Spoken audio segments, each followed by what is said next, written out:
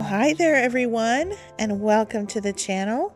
My name is Kareth. I've got another meal in a jar recipe for you today. This one is for Salisbury steak and gravy. For me, this is really nostalgic because I grew up in a family where my mom cooked like all of our meals. We had homemade all the time. She was a wonderful cook, but every once in a while, she would let us eat a TV dinner. And I can just remember sitting in the living room with my two older brothers, TV trays out, and us enjoying a TV dinner of Salisbury steak. And whenever I eat Salisbury steak, I think of those times. So it's just, it's pretty special to me. Of course, we thought those TV dinners were like the best things ever. And now I don't think I would have that same opinion if I tried them again. But I have made Salisbury steak homemade, and I think it is delicious. It's kind of like a hamburger steak and a really nice, rich gravy. You can do a mushroom gravy or an onion gravy. I'm going to do a mushroom onion gravy. Or you could just leave those out and have a plain gravy. But anyway, let me show you how I make the steaks.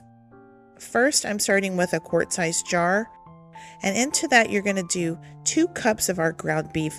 Now, you do need to crush these in a baggie. You can put them in the blender. Just be careful as you pulse them because you want some chunks of beef and not so much powdered. Now, we're going to use some eggs as a binder and just a few of the chopped onions or the green onions, or like I did both, some of both in mine. Okay. Now, the seasonings here are really going to make this into a Salisbury steak versus just a hamburger steak. So there's tomato powder, vinegar powder, some sugar is going to come in just a minute. And that almost mimics a ketchup being added to the meat, as well as some Worcestershire powder, some soy sauce powder, some dry mustard. I've also got just a little bit of salt and pepper and some cayenne, just a pinch of cayenne. It'll help deepen the flavor. There's that sugar I was telling you about earlier. So all of those seasonings are really going to go into the meat and flavor it, along with some sort of a filler. I'm using some panko, some pork panko. You could use breadcrumbs. It makes it kind of like a meatloaf almost, or like my Swedish meatballs recipe. And then a little baggie of some flour, and we're going to use that to, after we shape the Salisbury patties, we're going to coat them in the flour, and then we will pan fry them to get a little bit of a crust on the outside of the steak. It's really yummy. All right, moving on to the gravy. You'll need a pint-sized jar for the gravy. And like I said, I'm going to do a mushroom gravy.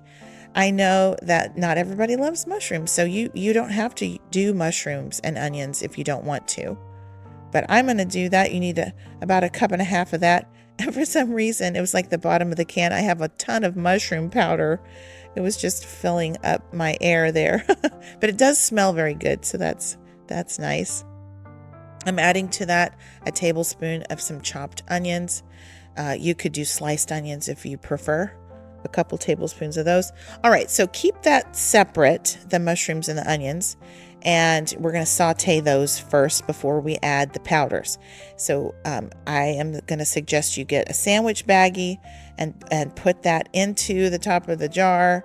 And this is just kind of how I like to fill the baggie. But you can fill the baggie however you like. But here are the ingredients you would need for the gravy. So even if you don't do the mushrooms and the onions, you can do this part for the gravy. It's 1/3 cup of our Espagnole sauce. The Thrive Espagnole is amazing, but if you don't have it, I'll link my copycat recipe in the show notes below. And then these same flavors are going to be echoed in the gravy. So tomato powder, vinegar powder, sugar, Worcestershire powder, and then some salt and pepper. And then I'm amping up the beef flavor with some beef bouillon here. And that all is going to go into the gravy and just make it a fantastically flavored, deeply flavored and rich gravy. All right, so you can seal up that baggie. And if you're not doing the mushrooms and the onions, you can just instead of doing a second jar, you can take that baggie and put it in the top of the quart jar. It will fit. There's room at the top there. All right, so anyway, there is your gravy jar. And these are the jars that you could keep stored on your pantry shelf. And then whenever you're ready to make this meal, they'll be ready for you. Make this meal and try it before you make a bunch of these, just in case it's not your thing. And I will tell you, this is a little bit more involved than most of my recipes. There's some steps here that it takes longer. It's just a little bit more difficult than my other recipes. It's not difficult. I should say that. It's really not difficult. It's just there are more steps involved. And it might not be for everybody. But I tell you what, it's delicious. It's wonderful. And if you're up for it, and if you need a little bit something different to do in your freeze-dried food menu, this is a good one to try. So you'll want to start with the steaks and just add a little bit of water, about a cup of water to that meat mixture, and stir it really well. Set it to the side. It needs to completely hydrate before you shape the patties. And in the meantime, you can make the gravy. Go ahead and set those powders and those seasonings to the side. And if you're doing the mushrooms or the onions, or the mushrooms and the onions, go ahead and empty them into a large skillet. You'll need about 3/4 of a cup of water, something like that. All you're doing really here is hydrating the mushrooms before you saute them. So you can get some heat going, stir them around, but you want to definitely hydrate those mushrooms before you saute them in some butter. So you can get that going. And as that water is cooking off and evaporating, you can check on your meat mixture. You really do need to let this sit for about 10 minutes or so. I checked on mine, and you'll be amazed at how thick that gets. It really is pretty thick. And I taste tested. That's really the only way you'll be able to know for sure. I tasted mine, and mine was not completely hydrated. They were still crunchy. So I added a couple more tablespoons of hot water. I think the hot water will help that to hydrate faster. I stirred it again, and then I just kind of repeated that process where I pushed it down, put some plastic wrap on there, and then set it to the side again. I just needed to give it some more time to hydrate. Meanwhile, all of that water has cooked out of the mushrooms and the onions, and I basically got a dry pan now, but those veggies are completely hydrated. So now's the time to add some butter. And you'll basically just saute mushrooms and the onions in the butter. And I've said this before, and I think it's true. Sauteed vegetables are better than raw vegetables or boiled vegetables. I just think they're better. So Thrive Life veggies, they're just raw vegetables that are chopped and then freeze-dried. So some of my recipes, I just put them straight in the soup or whatever. But every once in a while, I like to take the extra step and actually saute them in some butter. You'll get great flavor from your vegetables if you do that. All right, when you get some color on your mushrooms, now's the time to add that little baggie of powders and Espagnole sauce and seasonings. And you might think that 3 tablespoons of butter is too much with those mushrooms, and it probably really is. I needed some extra because I want to saute the tomato powder and the Espagnole sauce a little bit in the butter. When you saute seasonings and tomato powder in butter, you're going to just get a better flavor in the end from your ingredients. So I do like to saute them for just a minute or so, not very long, and then I'll add the water. If you're not doing the mushrooms or the onions, you could just saute those powders in a couple of tablespoons of butter just for a minute, and then add the 2 cups of water. And you'll want to whisk this for just a bit, and you're just making sure really that there's no lumps. You don't want any lumps in your gravy. And you can bring this back up to a simmer, and you'll need to cook it for like 5 minutes or so. It doesn't take that long.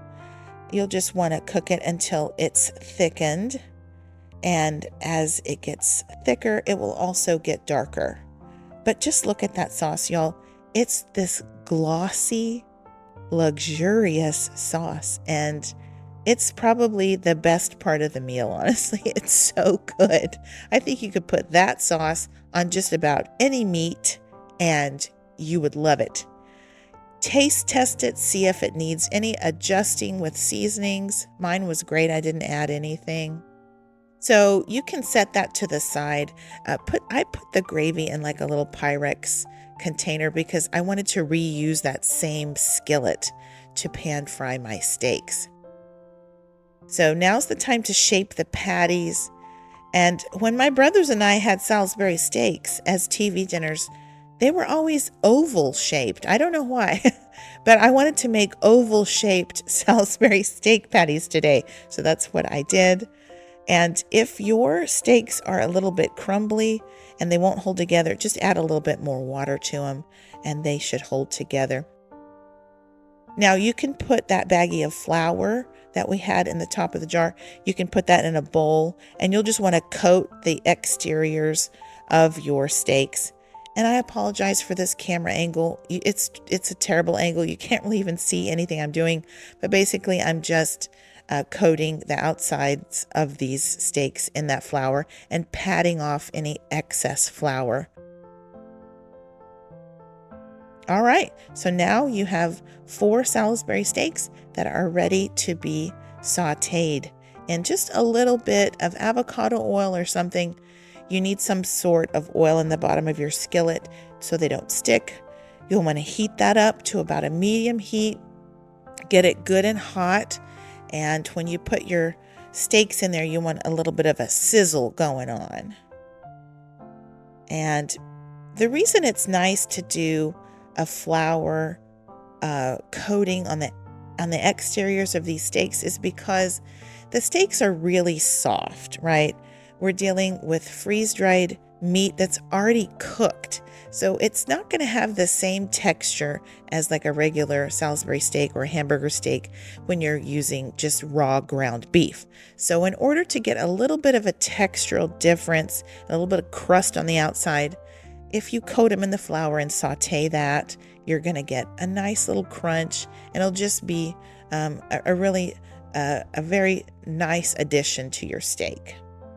So after you've browned both sides of the steaks, you can add that gorgeous mushroom gravy back in to the skillet and just let that cook for 5 minutes or so. You'll just want to make sure that the steak is heated all the way through. I mean, all these ingredients are they're cooked already, so that's not a problem. You just want them to be good and hot. So I cooked it for about 5 minutes.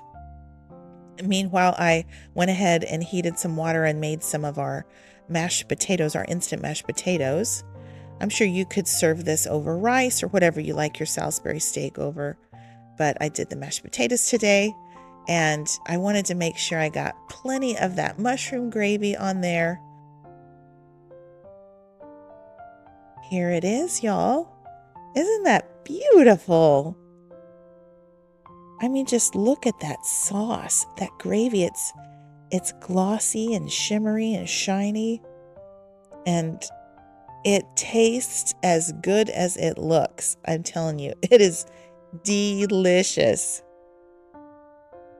And like I mentioned earlier, the Salisbury steaks here, I mean, I'm calling them Salisbury steaks because that's the flavor you're going to get. It's for sure the flavor.